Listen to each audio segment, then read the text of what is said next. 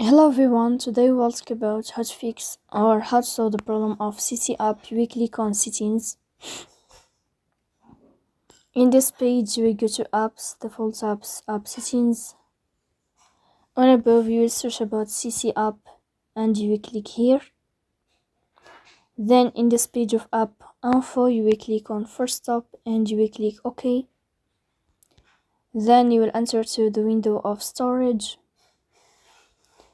Here you will click on clear cache. Then you will go to Play Store. You will search about the application of CiCi app. And here in this page when we will find it, you can update your app if you find update in this blue sign as you see. So please don't forget to support us by like and subscribe.